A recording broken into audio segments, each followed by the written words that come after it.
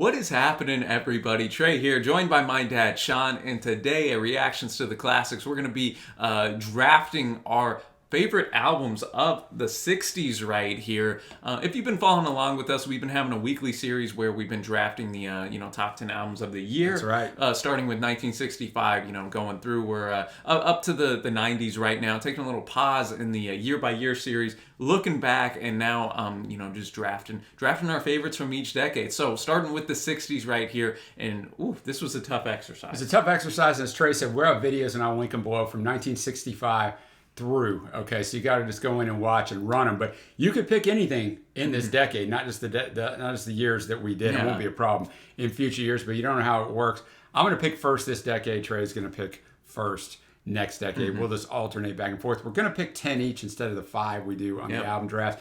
Pay attention because you got to pick a winner, although, I mean, this was in one way easy, because sometimes in the year-by-year draft, sometimes it's hard to find 5 albums you think that deserve to be on the 5.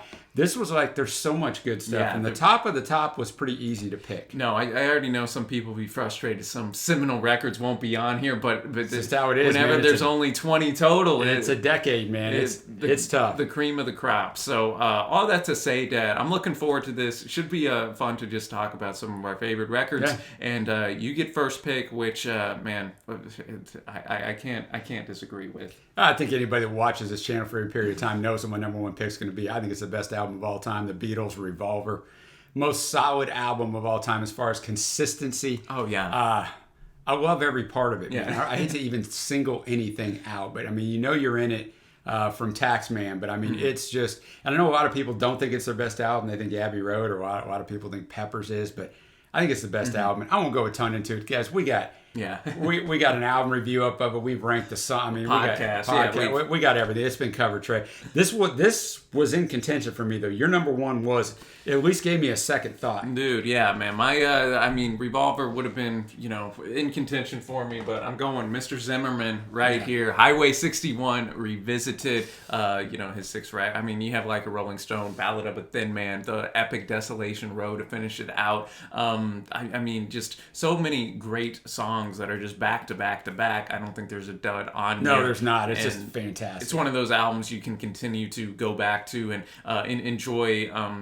The instrumentation on here, the backing band with Dylan is absolutely fantastic. But that lyrical content with Dylan, especially in his peak 60s period here, you can just it's a treasure trove, man. You continue to go back to it and pick up different things. No, that's what I was going to say with the lyrical power of that, Trey. And we're just going to go ahead and bunny up on that to my second pick, which is also Mr. Zimmerman. That's right.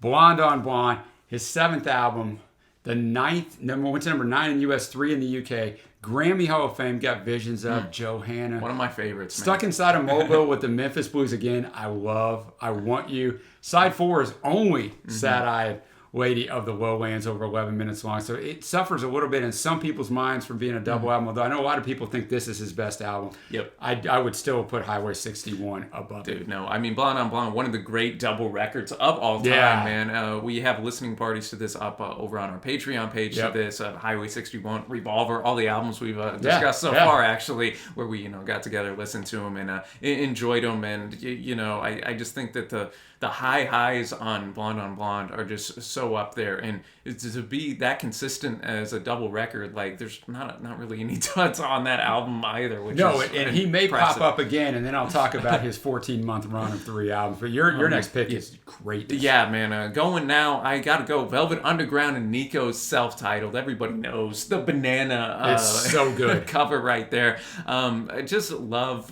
This is a record too that just almost transports you to a different dimension, so to speak. Does. When you hear the little chimes on Sunday morning.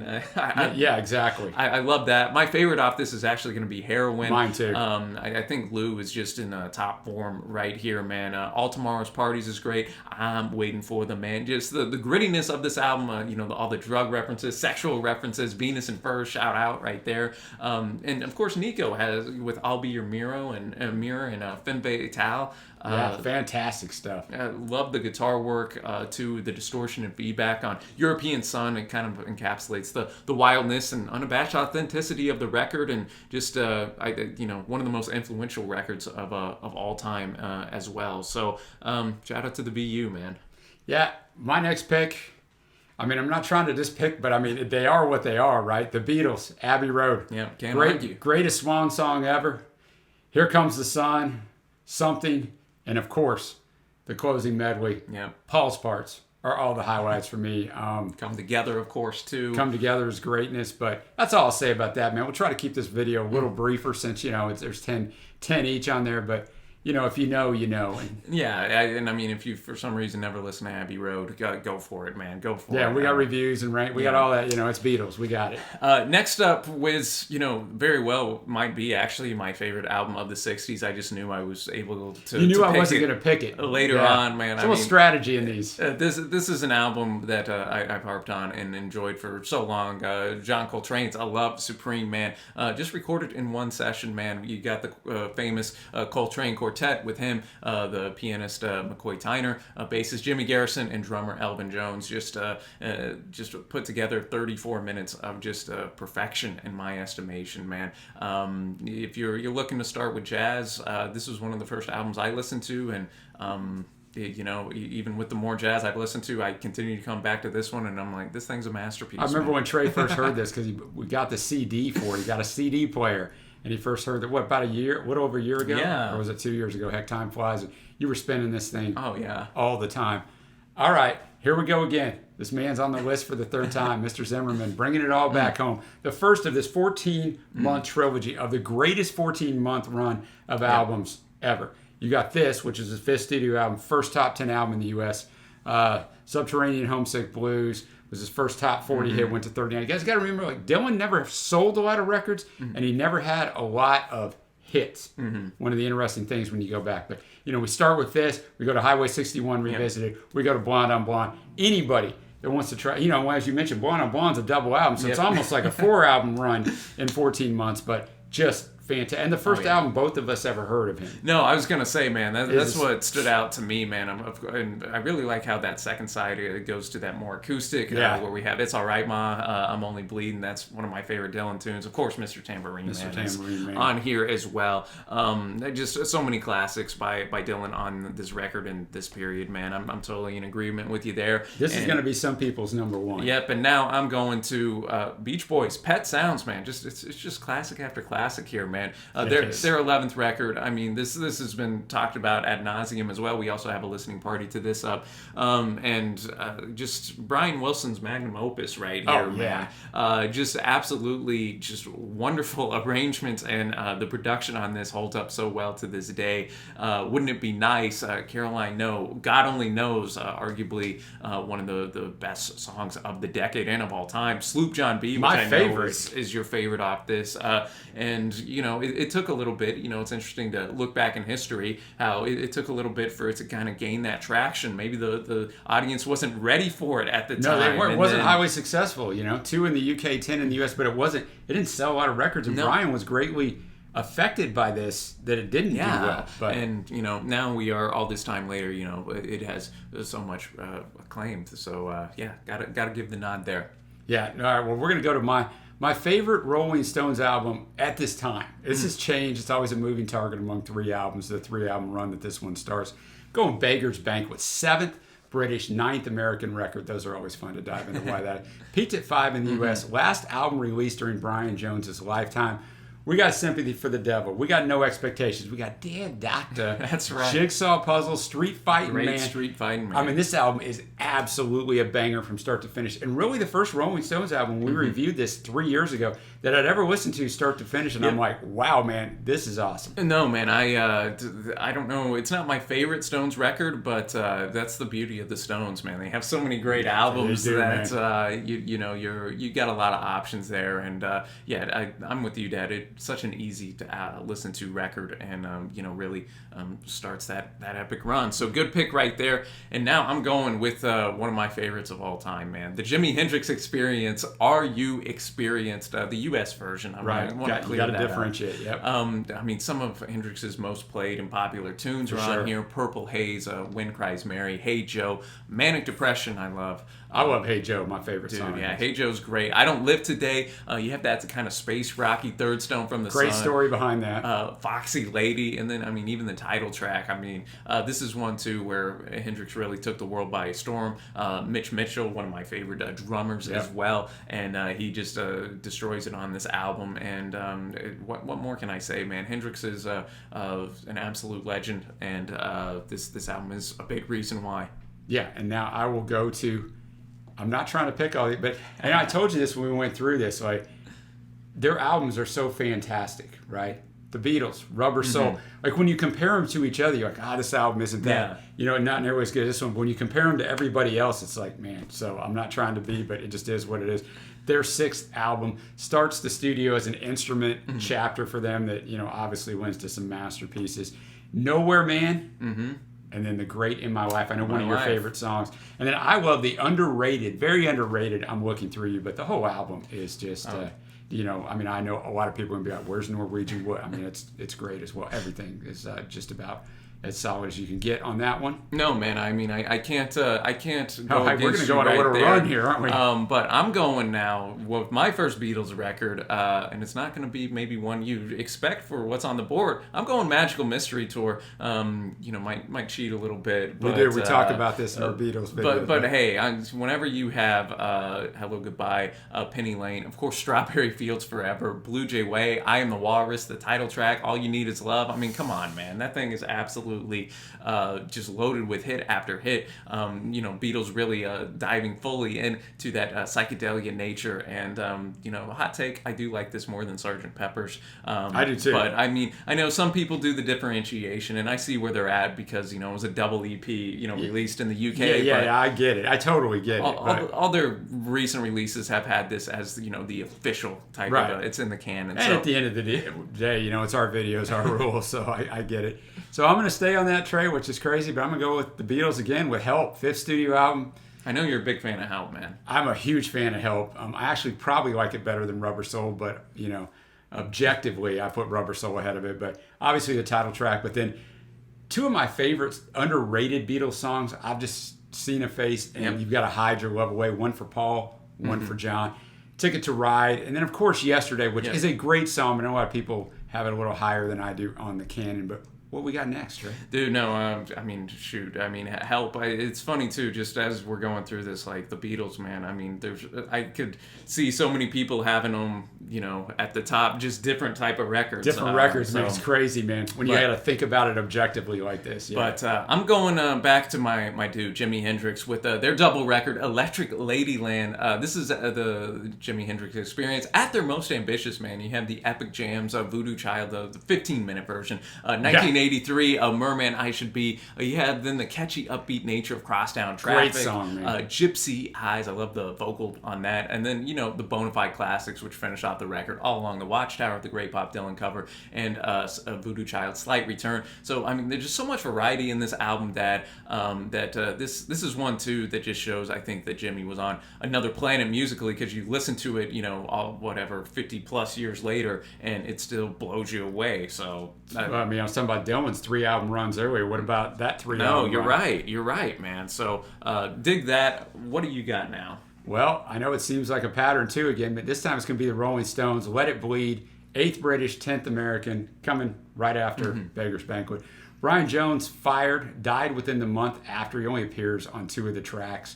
Mick Taylor is in now. 1 in the UK, 3 in the US. Give Me Shelter, Let It Bleed, and of course the epic closer, one of the greatest closers to any album. You can't always get what you want. Dude, I also really enjoy the Midnight Rambler. Midnight Rambler, yeah. Anytime we can write about a serial killer trade, we got to do it. It's about the Boston Strangler, man. You got to do it. And that is really an album too that does just kind of have that grittiness, that dirtiness. It does, man. Golly, it's good. They're just staples of the Stones right there. So like that pick, man. And now going to one of my favorite groups just haven't appeared yet. We're going to Kinks. I could have chosen a lot. I had Face to Face up in there. I could have chosen the Green Preservation Society. A lot of people have that. I landed on Arthur, or The Decline of the British Empire, concept album, partially inspired by the Davies brothers' older sister Rose, who immigrated to Australia in '64 with her husband, Arthur. Okay, it all makes sense. So it just edged out Village Green for me, man. Victoria, Some Other Son, Australia, Shangri-La, and Arthur are the standout songs. And you know, Ray Davies, Dad, when we talk about the great songwriters, you know, in the States, you know, Kinks aren't brought up as much. No, man, not at all. It's really a missed opportunity for the U.S. But I, you know, run all their albums up to, you know, kind of the late 70s or so. And man, Ray Davies, one of the great songwriters, in my opinion, of all time. And, you know, just love the guitar work and instrumentation as well. So shout out to the Kinks, man. Well, we each got 2 picks left, Trey. So, I mean, I don't even know how many. Maybe this is my 4th pick of these guys, 5th pick. But Beatles, Sgt. Pepper's, 8th studio album. A Day in the Life would get an album on here just about on its own. She's Leaving Home. I know we both love that. What knocks it down for me, so go ahead. I mean, we got more Beatles. We got 70 Beatles stuff, videos up. But knocks it for me. Come at me. When I'm 64, Fixing a Hole in Lovely Rita. They're fine, but it knocks it down the list. If you're wondering why this is way down the list between our combined Beatles list, that's why it's way down. It's still a fantastic album. No, man, and of course love the title track as well.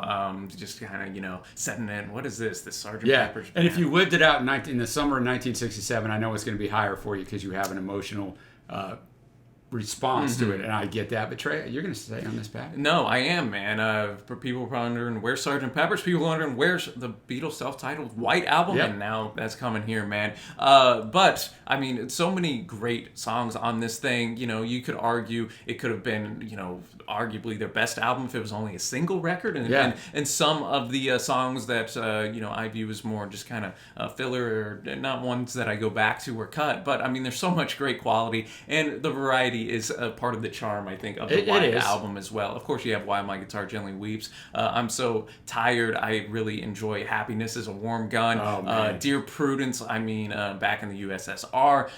There's so many just absolute bangers on this thing from start to finish. You know, and I mean, there's not much more I can say about that. No honey pies. All right, so now we're to my last pick. It's always interesting because the last pick was the hardest one because, like, okay, what am I going to leave off? I almost went Kinks Face to Face, but instead I went with Mr.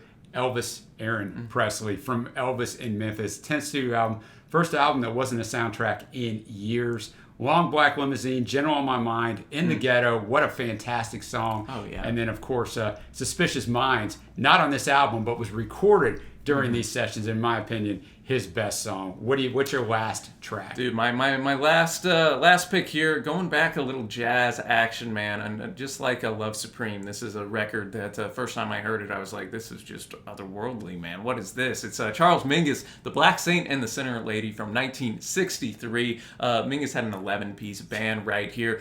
This is structured as just a continuous piece of music that has 6 different movements in it, and almost works as a bit of a ballet at certain points too. It's just one of the best musical arrangements from any genre I've ever heard, man. One critic noted it is, quote, one of the greatest achievements in orchestration by any composer in jazz history. Enjoy the talking horns, and it's just a genius-like work, man, that I think everybody should spin at least one time. So it's a great call. Those are our picks, man. Obviously, so many classics that just didn't make the cut, and you know, we get it, man. There's so much great music in the 60s, but you know, there could only be 20 today. There can only be 20, and guys, we have reviewed or reacted to 18 of these 20.